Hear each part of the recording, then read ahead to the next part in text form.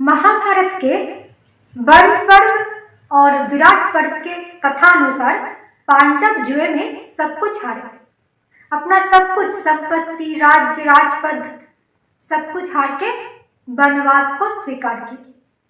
और अर्जुन चले कठोर तप करने। पहले पशुपाश से मुक्त होने के लिए पशुपति का आराधना किया, फिर पाशुपत नामक अस्त्र प्राप्त हुए, फिर इंद्रलोक गए और वहां से दिव्यास्त्र इकट्ठा किए।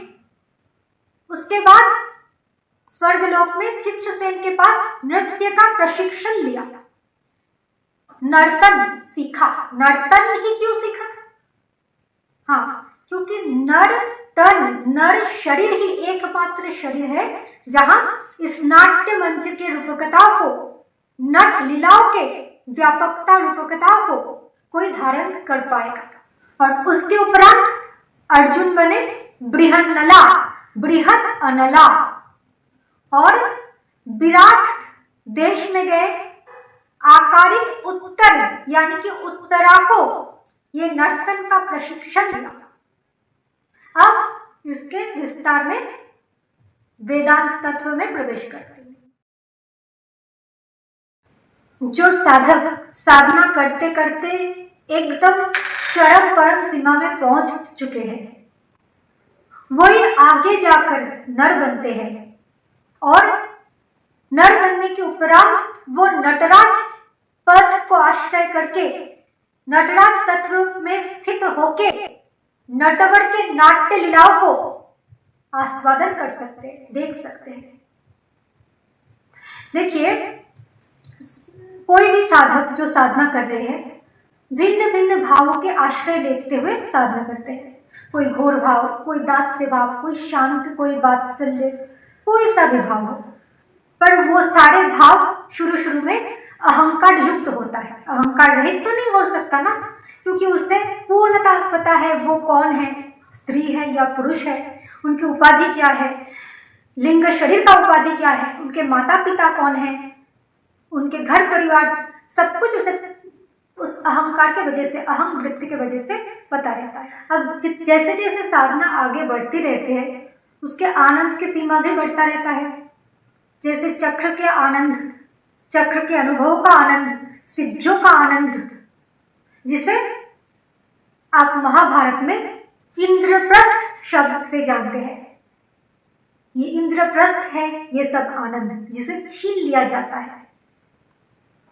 साधक तो स्वयं त्याग नहीं कर पाता, तो गुरु और भगवान छीन लेते हैं ताकि वो अंतर्मुखी होकर अपने अंतर मन के वन में जाके रमण करे, उस आनंद में, उस परमात्मा के आनंद में डूबे। तब जाके वो गुरु कृपा से संन्यास पद को प्राप्त होते हैं, संन्यास पद में स्थित होते हैं। तब गुरु रूपी नटराज अथवा पशुपति, पशुपाश, पशु मतलब जीव, जीव पाश से, भव पाश से मुक्त करते हैं, जीवत्व से मुक्त करते हैं। देखिए, पुरुष सूक्त के अनुसार देवा यद यज्ञ तद बनाय बदनन पुरुषः पशु, पुरुष को ही पशु कहा गया। एकमात्र पुरुष जो अपने को उलझाकर पाश में, जीवत्व के पाश में, जीव रूपी पाश में बद्ध दशा को प्राप्त हुए, बंधन स्वीकार की, तो अंत में पशुपति द्वारा पशुपाश से, जीवत्व से मुक्त होने के उपरांत जो संन्यास स्थिति आती है, उसी अवस्था में वो इस चित्रित जगत को, नाट्य मंच को समझ सकते हैं, धारण कर सकते हैं। अर्जुन बन के जो कुछ भी वो अर्जन किए इस चित्रित संसार में, वो सब कुछ उसे धारण करना है। इसीलिए वो नर, वो महापुरुष अब संन्यास तत्व को प्राप्त होके आते हैं इंद्र सभा, और इंद्र सभा में आके चित्रसेन और उर्वशी से नर्तन का शिक्षा लेते हैं।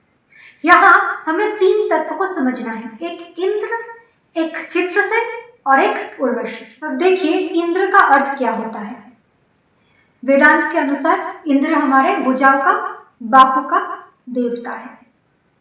जो कि ग्रहण करता है। हाथ का काम है ग्रहण करना, सारे ग्राह्य पदार्थ को ग्रहण करना। ठीक उसी प्रकार चित्त भी सारे ग्राह्य पदार्थ को, वस्तुओं को ग्रहण करते हैं, धारण करते हैं। अब देखो, वो महापुरुष तो इंद्रत्व के जो अहम है, इंद्रप्रस्थ छीन लेने के साथ साथ वो अहम भी नष्ट हो गया। अब जो इंद्रत्व है, इंद्र सिंहासन में आके वो बैठ के इंद्र के साथ, वो इंद्रत्व को स्वीकारे नहीं, अहंकार रहित इंद्रपद है ये, इंद्र को प्रणाम करते हुए बैठे। अब यहाँ आके चित्रसेन के पास नृत्य का शिक्षा लेते हैं। अब ये चित्रसेन कौन है? देखो, ये चित्र जगत कहाँ से प्रकट हुई? चित्त से। चित्त से मन, फिर एक मन अनंत मन में परिव्याप्त हुए, खंड खंड विभाजित हुए। ये एक समष्टि मन है जिसे मनु कहा जाता है। उस समष्टि मन के मैनिफेस्टेशन से अनंत अगणित मन बने। तो वो एक ही समष्टि मन की कल्पनाएं अनंत मन व्याष्टि रूप में है, वो जो अपने में समेट लिया, सारे उस कल्पित मनों को जो अपने में समेट लिया पुनः, उससे कहते हैं मनु। और उस मनु स्थिति में ही वो पुनः चित्त को, यानी कि अंतःकरण को दोबारा महान में अथवा विराट में लय करने के लिए चित्रसेन बन के ये नर्तन को धारण करते हैं, अथवा चित्रसेन के पास नर्तन का शिक्षा लेते हैं, यूं कह सकते हो। और उस समय ही प्रकट होता है उस नर शरीर के अंदर पहला अवतार मत्स्य। मैं स, मत मैं और मेरा स वो, मैं ही वो, मत्स्य रस रूप, रास रूप। तो जो आप पुराण में, शास्त्र में पढ़ते हैं ना कि मत्स्य अवतार ने वो प्रलय के समय मनु को रक्षा किए थे, तो ये स्थिति है वो मनु स्थिति। अब तीसरा तत्व है उर्वशी। उर्वशी के पैर के चाल फॉलो करके वो नृत्य सीखेगी। सारे ऊर्ध्वलोक जिनके वश में है वो तत्व उर्वशी। तो उस सारे ऊर्ध्वलोक के तत्व को धारण करते हुए उसे पता चला उस गायत्री अथवा छंद का, छंद ज्ञान यानी कि काल का ज्ञान। पैर जो है गतिशीलता है, और गतिशीलता का अर्थ है काल। तो काल के ऊपर विजय पाने का एक प्रक्रिया कहो, पैर के चाल फॉलो करना अर्जुन का, उर्वशी के नृत्य कला की। और पैर के चाल के साथ आता है हाथों का मुद्रा, जैसे यह है शुचि, इसका अर्थ है शासन करना या फिर पवित्रता या फिर उपदेश शिक्षा आदि। ये है अलापद्म का, यानी कि आलाप, परिचय करना आत्म तत्व के साथ। और नारायण मंत्र जब सिद्ध होने से, अष्टाक्षरी मंत्र जब सिद्ध होने से ये मुद्रा अपने आप बनता है। ठाकुर परमहंस को अपने अलापद्म की मुद्रा में देखे होंगे। और आता है जैसे पताका। पताका देवदर्शनीय मुद्रा होता है, ये उंगलियों में कोई गैप नहीं रहता, ये 5 तत्व एक में समेट जाते हैं, एक परम तत्व में समेट जाते हैं, कारण अवस्था में ऐसे समेट जाते हैं, इसलिए ध्यान मुद्रा होता है।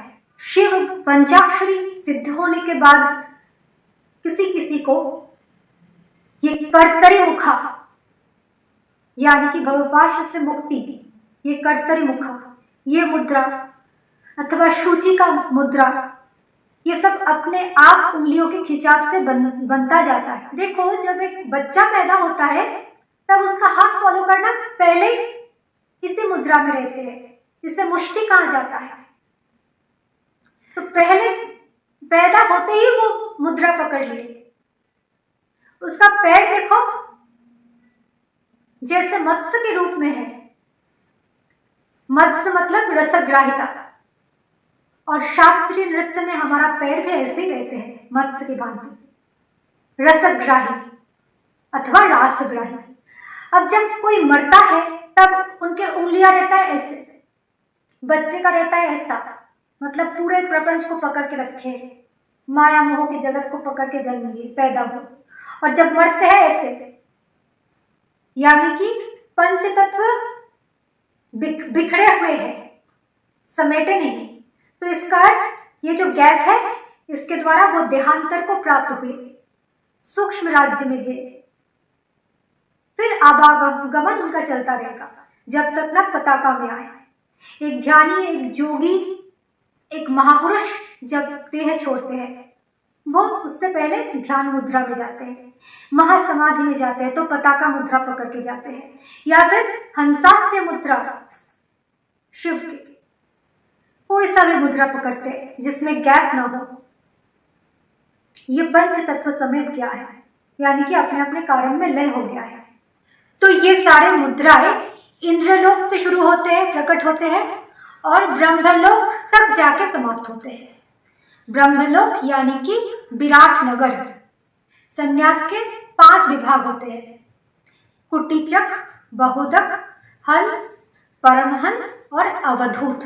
ये अवधूत स्थिति में वो महासाधक बृहन्नला बन के, यानी कि बृहद अनला, व्यापक अग्नि, जिसमें सारे अनंत करोड़ों जन्म के संस्कार मिट जाते हैं अहम सहित, या और लिंग शरीर के पुरुष अथवा स्त्री का उपाधि भी क्षय हो जाता है, तब कोई घोड़ी नहीं रहता। उस अघोर अवधूत अवस्था होता है नर्तन को धारण करने का, विराट में लीन होकर। जैसे शिव ने तांडव किया सती के देह त्याग के उपरांत, सती रूपी अहम तत्व महान अग्नि में, बृहद अनल में, संन्यास रूप में जल गए, भस्म हो गए। तो एक निर्विकार वेदांत तत्व शिव उस समय नर्तन प्रकट हुआ, तांडव प्रकट की। तो वेदांत प्रतिपाद्य निर्णय ये हुआ, वेदांत का जो सार अथवा अंतिम स्तर है वो है नर्तन। और तब उनका भाषा ही होता है ताल, सूर, छंद, लय, प्रलय से पूर्व लय। एक एक चीज अपने अपने तत्व में मुद जाते हैं, लय हो जाता है। शब्द, रूप, रस, गंध आदि जो तन्मात्र अपने कारण तत्व तामस अहंकार में जाके लय होता है। मन, बुद्धि आदि राजस अहंकार में जाके लय होता है, और सारी इंद्रिय अधिष्ठात्री जो देवताएं हैं वो सात्विक अहंकार में जाके लय होता है, और सारे तत्व जाके विराट में, महान में लय होता है। तब जो बचता है, बाकी शेष जो रह जाता है, वो सिर्फ रहता है लय। अब सारे तत्व एक मुद्रा में मुद गए। मुद गए मतलब समेट गए। किसमें? आराम में। रा, मुद, रा, आराम में समेट गए। और वो महापुरुष तब एक कछुए की भांति अपने को अंतर्मुखी कर लेते हैं, रूप, रस, गंध आदि तन्मात्र से बाहर निकल के। यदा संहरते चायं कुर्महंगानि व सर्वशः इंद्रियाणि इंद्रियार्थे व्यस्तस्य प्रज्ञा प्रतिष्ठिता।